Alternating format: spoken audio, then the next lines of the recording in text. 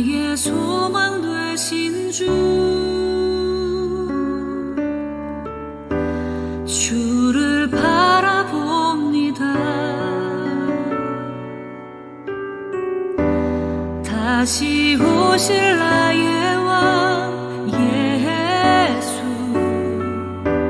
주를 기다립니다.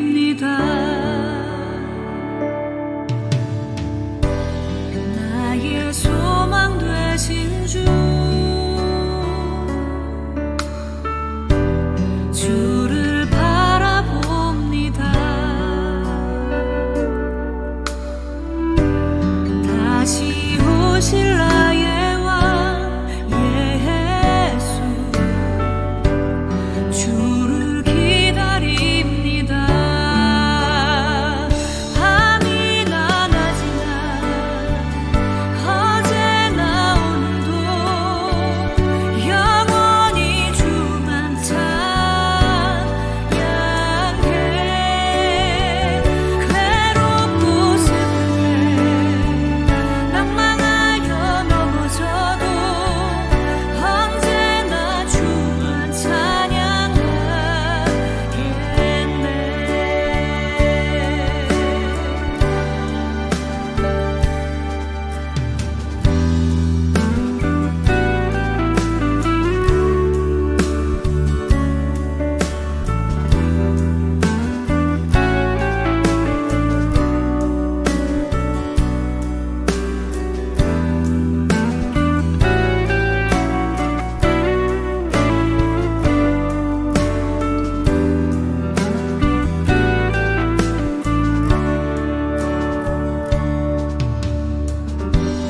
나의 소망 되신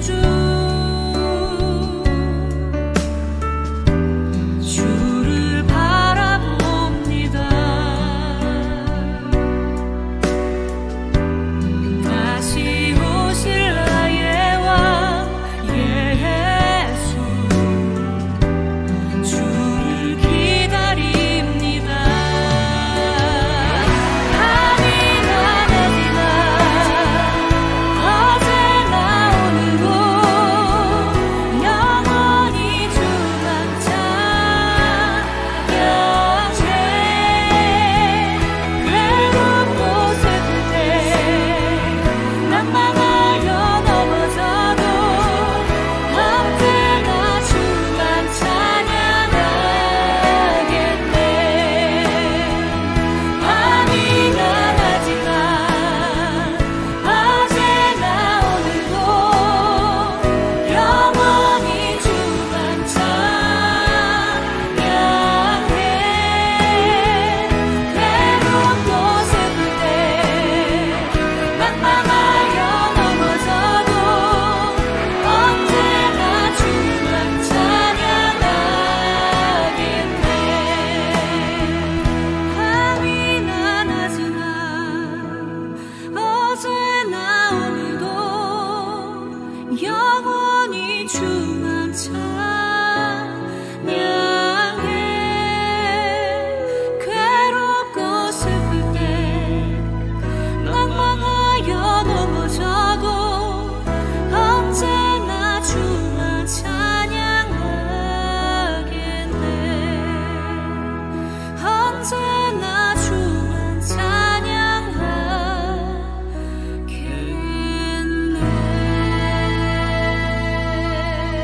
할렐루야. 밤이나 낮이나 하나님을 찬양하는 저와 여러분 되시기를 예수님의 이름으로 축원합니다. 오늘 우리가 같이 말씀을 나눌 세리 마태의 이름은 자신이 적은 마태복음을 읽어보면 마태라고 되어 있으나 마가복음이나 누가복음에는 마태가 아닌 레위라고 기록되어 있는 것을 보게 됩니다. 마가복음 2장 14절 말씀 우리 같이 읽겠습니다. 또 지나가시다가 알페오의 아들 레위가 세간에 앉아 있는 것을 보시고 그에게 이르시되 나를 따르라 하시니 일어나 따르니라. 레위라고 하면 우리는 구약의 레위 지파를 생각하게 됩니다. 이 사람은 아마도 레위 지파의 후손이었을 것입니다. 이 사람의 부모님이 자기 아들의 이름을 지을 때 너는 레위 지파로서 앞으로 커서 훌륭한 제사장과 같은 사람이 되어라 라는 그러한 바램과 부모의 소원을 담아서 레위라고 이름을 짓지 않았는가 생각을 합니다. 그러므로 레위가 본래 본명이었을 것입니다. 마태라는 이름은 예수님을 만나고 나서 예수님에게로부터 받은 새 이름이 아니었을까 그렇게 추측을 해봅니다. 마치 베드로의 본래 이름이 시몬이었는데 그가 예수님을 만나고 나서 받은 이름이 베드로였던 것과 같은 그러한 이치입니다. 마태라는 이름의 뜻은 하나님의 선물이라는 뜻입니다. 이 레위라는 본명을 가진 마태라는 사람의 직업은 우리가 잘 알듯이 세리였습니다. 그는 부모님의 발행과 소원인 레위, 즉 제사장이 되기보다는 세리가 되었습니다. 당시의 세리는 욕을 들었지만 아무나 할 수 있는 직업은 아니었습니다. 세리가 되기 위해서는 상당한 교육을 받아야 했다고 합니다. 최소한도 계산을 잘해야겠죠. 그리고 장부를 보고 만들 수 있는 능력이 있어야 합니다. 그 당시에 교육을 많이 받은 사람만이 세리로 모집되었습니다. 또한 그 당시 로마 정부에 고용되어서 관리로 일하는 사람들에게는 세 가지 언어는 적어도 필수적으로 배워야 했습니다. 그 당시 제일 많이 유행하던 말인 아람어와 헬라어 그리고 히브리어, 경우에 따라서는 라틴어까지 요구했습니다. 한 사람이 이렇게 네 가지 언어를 말할 정도면 그 사람은 상당히 지능이 높았다라고 할 수 있을 것입니다. 이 마태가 실제로 레위 지파의 자손이며 부모님이 제사장이 되기를 바라며 키웠다면 틀림없이 그는 제사장이 되기 위한 그러한 교육을 받았을 것입니다. 그런데 마태는 제사장 교육을 받았는데 나중에 제사장이 아니라 매국노와 또 매국노라 욕을 들어먹는 그러한 세리가 되었던 것입니다. 마치 신학교를 졸업하고 돈을 뜯는 사채업자가 된 것과 비슷합니다. 세리는 그 당시 유대 사회 속에서 백성들에게 가장 많은 미움과 경멸을 받고 있었던 직업입니다. 탈무드에 의하면 세리는 두 가지로 분류됩니다. 하나는 보통 세금을 징수하는데 술 또는 과일이나 이와 비슷한 품목에 대한 세금을 거두는 세리입니다. 또 하나는 마태가 속하여 있는 세관에서 일하는 세관 관리입니다. 세관의 세리들은 사람들을 정지시켜 검색하거나 짐을 조사하며 시간을 끌고 날카로운 쇳곶행이로 밀수품을 색출하는 그러한 일을 합니다. 이때 사람들로부터 물건의 12%까지 세금을 받았다고 합니다. 이것은 사람들에게 상당히 과중한 세금이었습니다. 마태의 근무처인 가버나움은 다메섹으로부터 예루살렘으로 가는 간선 도로가 있는 곳이었습니다. 그래서 이 가버나움은 짐을 가득 싣고 내려오는 대상들이 지나가는 곳이었습니다. 지나가는 모든 상인들은 이 마태가 근무하는 세관에 세금을 바쳐야 했습니다. 마태는 또 갈릴리 바다 근처에서 일하고 있는 어업을 하는 어부로부터도 세금을 받았을 것입니다. 베드로와 안드레, 야고보와 요한도 가끔 마태에게 세금을 바치러 왔을지도 모릅니다. 시간이 흐르면 흐를수록 마태의 돈자루와 마태의 주머니에는 돈이 점점 불어났을 것입니다. 이러한 세리들이 미움과 경멸을 받았던 여러 가지 이유 중 가장 첫 번째는 대부분의 세리들이 정직하지 않았다라는 것입니다. 탐욕스러웠고 또 사람들을 괴롭히는 그러한 일을 하고 있었던 것입니다. 이들은 자기의 직업을 유지하기 위해서 로마 당국에 일정한 금액을 바친 후 그 이상으로 자기의 주머니를 채우고 가능하면 개인적으로 더 많은 돈을 사람들로부터 뜯기 위해서 그렇게 사람들을 괴롭혔던 사람들입니다. 세리의 행동에는 탐욕과 부패와 착취가 항상 따라다녔습니다. 로마 제국이라는 권력을 배경으로 하고 로마 군사의 힘을 빌려 세리들은 강제 징수하고 터무니없는 많은 액수를 지불하라고 사람들을 협박하여 또 한편으로는 감언이설로 속여서 빼앗아 갔습니다. 높은 세금 수탈에 서민들이 고통을 당하는 동안 세리들은 점점 부자가 되어 갔습니다. 두 번째는 정치적인 이유입니다. 세리는 로마의 관리 노릇을 하기 위해서 친로마적인 성향을 가질 수밖에 없었습니다. 로마에 그래서 충성을 하는 사람들이었습니다. 로마를 위해서 일합니다. 즉 유대인들에게 매국노 취급을 받는 사람일 수밖에 없다라는 것입니다.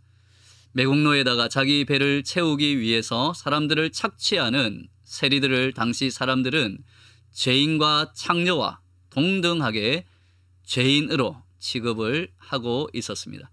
마태복음 9장 11절 말씀입니다. 우리 같이 읽어볼까요? 바리새인들이 보고 그의 제자들에게 이르되 어찌하여 너희 선생은 세리와 죄인들과 함께 잡수시느냐. 이런 이유로 세리들은 재판정에서 증언할 자격도 없었으며 또 일반 죄인을 조롱할 자격도 없었습니다. 또 회당에 들어가서 그 회당의 그러한 예배에 참석하는 것이 허락되지 않았을 뿐 아니라 세리가 내는 돈은 헌금으로도 받아주지 않았다고 합니다.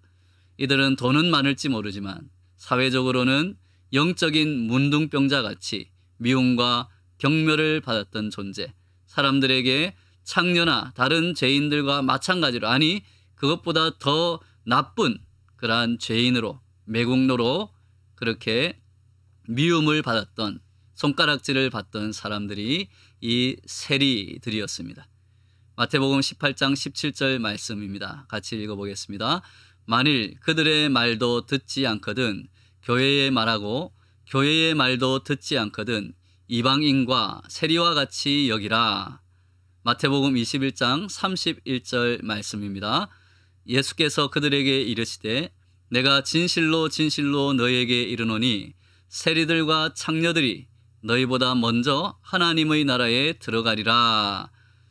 예수님의 이 말씀들 중에도 세리들을 이방인과 창녀들의 그러한 부류와 같이 죄인같이 그렇게 취급을 하고 있다는 것을 알 수 있습니다. 이런 배경을 가진 거룩한 이름의 레위, 마태가 어떻게 예수님의 제자가 되었는지 마태와 마가, 누가복음은 다 서술하고 있습니다. 특별히 누가복음을 중심으로 오늘은 살펴보도록 하겠습니다. 누가복음 5장 27절 28절 말씀 같이 읽겠습니다. 그 후에 예수께서 나가사 레위라 하는 세리가 세관에 앉아 있는 것을 보시고 나를 따르라 하시니 그가 모든 것을 버리고 일어나 따르니라. 아멘.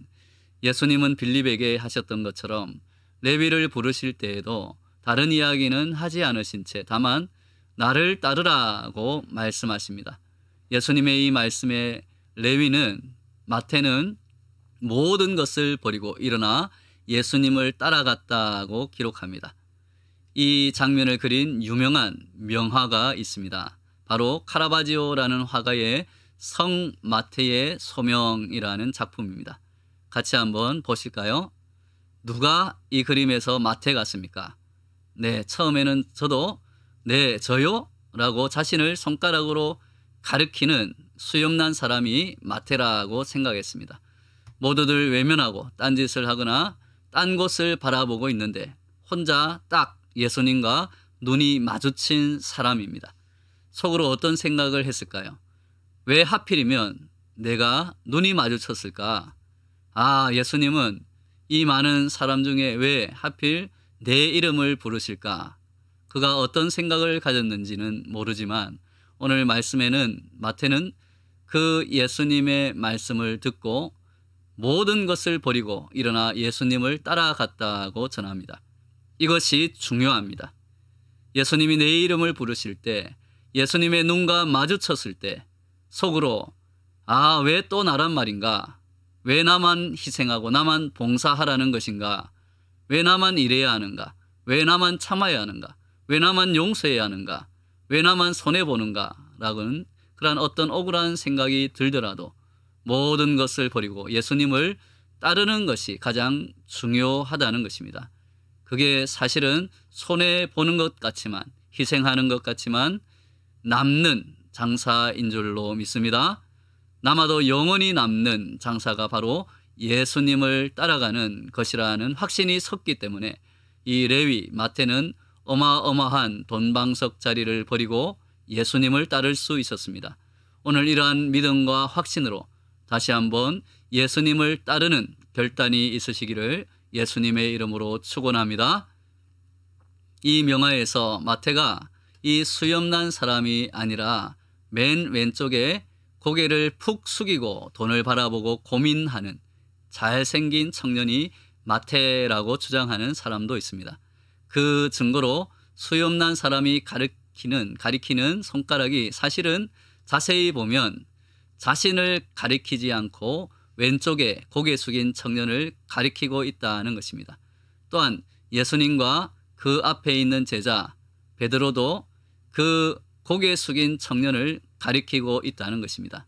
이렇게 해석을 한다면 이것 또한 아주 중요한 영적인 진리를 우리에게 알려주고 있습니다.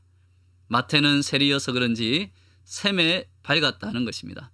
예수님을 따라가기 전에 그 빠른 시간, 그 순간에 머리를 굴려서 계산을 했다는 것입니다. 내가 그동안 목숨처럼 중요하게 여기며 매국노라는 그러한 질책을 받으며 손가락질을 받으며 욕을 들으면서도 따라갔던 돈을 따라갈 것인가? 아니면 예수님을 따를 것인가?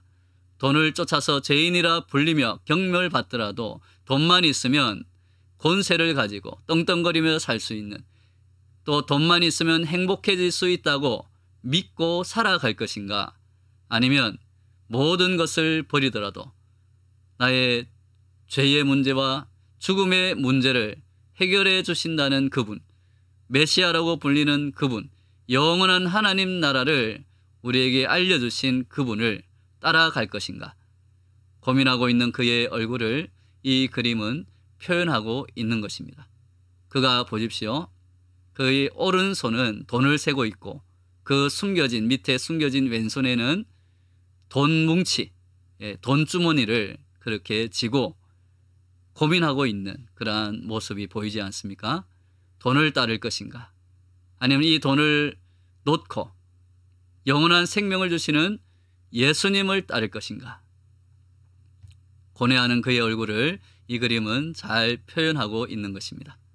예수님이 말씀하십니다. 누가복음 14장 27절, 28절, 33절 말씀 같이 읽겠습니다. 누구든지 자기 십자가를 지고 나를 따르지 않는 자도 능히 내 제자가 되지 못하리라. 너희 중에 누가 망대를 세우고자 할진대 자기의 가진 것이 준공하기까지에 족할는지 먼저 앉아 그 비용을 계산하지 아니하겠느냐. 이와 같이 너희 중에 누구든지 자기의 모든 소유를 버리지 아니하면 능히 내 제자가 되지 못하리라. 아멘. 마태는 이 예수님의 말씀처럼 어떤 것이 가장 남는 장사인지 계산하고 있습니다. 그리고 계산이 끝나자 모든 것을 버리고 예수님을 따라 나섭니다. 예수님은 이 마태에게 야, 너 정말 계산 한번 잘했다. 너는 영원히 남는 장사를 선택했다. 칭찬하셨을 것입니다. 할렐루야. 오늘 저와 여러분도 어떤 것이 영원히 남는 장사인지 잘 계산해 보시고 영원히 남는 것, 바로 예수님을 따르는 삶을 선택하시는 은혜와 복이 있기를 예수님의 이름으로 축원합니다. 계속해서 누가복음 5장 29절 말씀입니다. 같이 읽어보겠습니다. 레위가 예수를 위하여 자기 집에서 큰 잔치를 하니 세리와 다른 사람이 많이 함께 앉아 있는지라. 아멘. 예수님의 부름을 받은 직후 마태가 예수님을 위하여 자기 집에서 큰 잔치를 베풀었을 때 세리와 다른 사람들도 많이 초대합니다. 그리고 이 모습을 본 바리새인들이 제자들에 대하여 세리와 죄인들과 함께 먹고 마신다고 비방을 합니다. 이때부터 예수님에게는 세리와 죄인의 친구라는 별명이 붙여졌습니다. 이러한 비방을 받으면서도 예수님이 이 마태의 잔치에, 세리의 잔치에 참석하신 이유가 있습니다. 마태의 잔치는 먼저 자신의 죄된 과거를 모두 버리고 새로운 삶을 살게 된 것에 대한 축하의 잔치입니다. 새롭게 태어남, 거듭남, 영적인 생일 축하의 자리였던 것입니다. 또한 이 잔치는 마태가 구세주와 즉 예수님과 영원히 혼인하는 것을 기념하여 마태의 영적인 결혼 잔치다라고 불리기도 합니다. 마태는 오직 감사하는 마음으로 잔치를 베풀었습니다. 성경에는 식사나 만찬에 대한 이야기들이 종종 나옵니다. 가나의 혼인잔치, 임금님의 잔치 초대의 비유, 5,000명을 먹인 기적, 예수님의 최후의 만찬 등이 있습니다. 마태의 이 잔치는 그의 구원에 대한 기쁨의 잔치, 기쁨의 표현인 것입니다. 마태를 부르신 예수님은 그 잔치의 가장 중요한 소중한 주인공이 되십니다. 두 번째로 마태의 잔치는 자신의 과거의 모든 잘못들과 작별하기 위한 자리입니다. 마태는 아마도 자신의 동료들인 세리에게 이제 자신은 세리의 그 직업을 그만두겠다고 말했을 것입니다. 마태는 이제 자신은 더 이상 로마의 관리, 돈의 노예가 아니라 예수님을 따라서 하나님 나라의 종이 되겠다고 공식적으로 발표합니다. 이것은 일종의 죄와 탐욕과의 이별을 축하하는 성별 파티다라고 할 수 있습니다.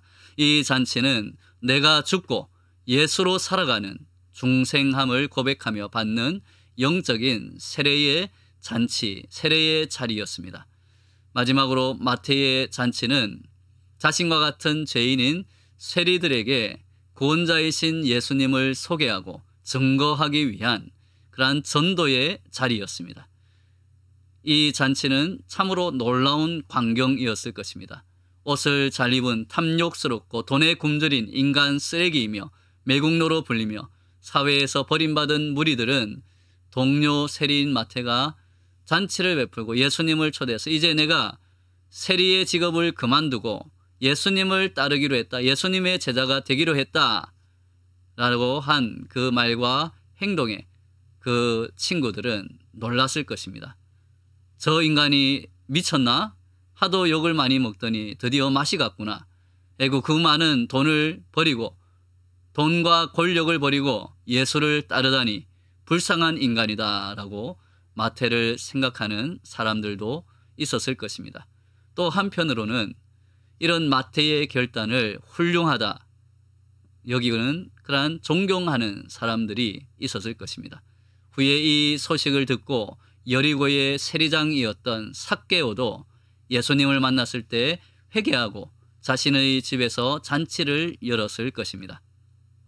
어떤 시각으로 마태를 바라보았던지 간에 초대받은 세리들과 사람들 가운데 조금이라도 더 옳은 삶을 원했다면 그들은 예수님 안에서 새로운 삶을 찾을 수 있다는 것을 마태는 알고 있었습니다.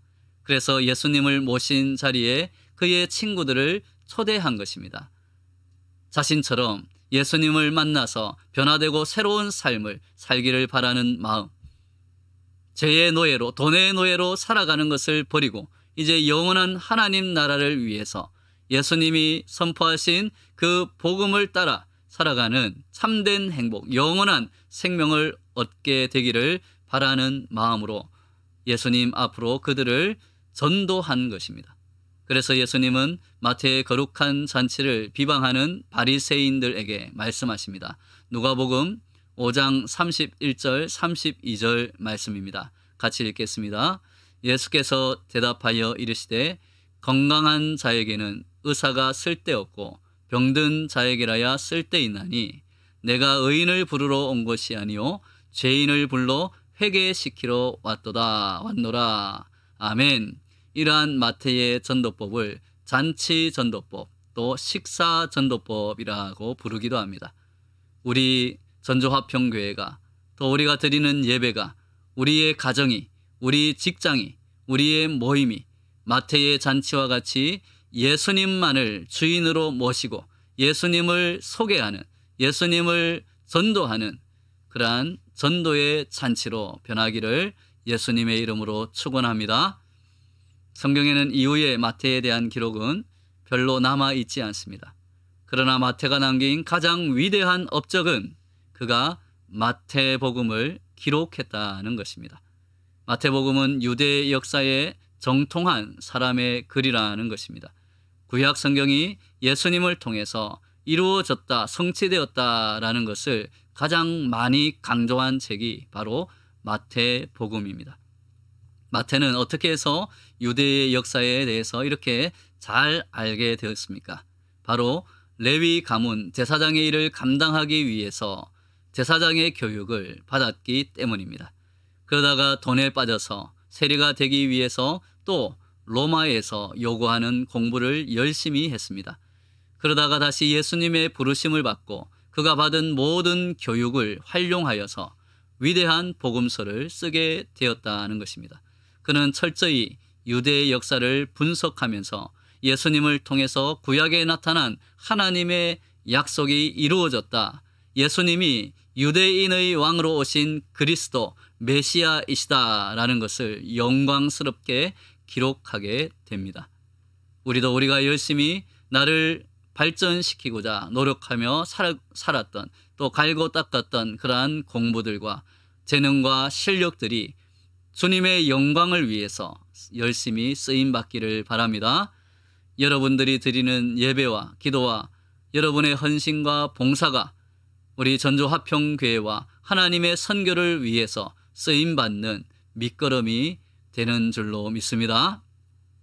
문서들에 의하면 마태는 에티오피아 지역에서 많은 외국 선교를 하다가 애굽을 향해서 돌아오는 도중에 박해자들의 창에 찔려 죽임을 당했다고 기록하고 있습니다. 한때 돈과 로마의 권력을 향해서 제사장의 길을 포기했던 레위, 그 마태가 모든 것을 버리고 예수님을 따라 복음을 전파하다 순교하게 될 것이라고 마태는 생각하지 못했을 것입니다. 하지만 마태에게는 모든 것을 버리고 예수님을 따른 것이 인생의 가장 큰 기쁨의 잔치였습니다. 또한 그가 헛된 것을 쫓아서 노력했던 그 공부들이 나중에 마태복음을 저술하는 쓰임받는 영광을 누리게 됩니다. 모든 것이 합력하여 선을 이루시게 하시는 하나님의 은혜가 이 마태의 일생을 통해서, 또 마태가 예수님의 부르심을 받고 예수님을 따르는 과정을 통해서, 또 이후에 마태복음을 저술하는 그 저술을 통해서 이루어지게 된다는 것입니다. 오늘 이 말씀을 통하여 우리들도 우리가 살아왔던 그 모든 그러한 삶의 노력들, 그리고 우리가 배운 교육, 우리가 또 지금 열심히 일하고 있는 모든 부분에서 그 모든 것들이 합력하여 하나님의 복음을 전하게 되는 그러한 하나님의 은혜가 넘치는 저와 여러분들, 그리고 저와 여러분의 가정과 우리 자녀들이 되시기를 예수님의 이름으로 축원합니다. 아멘.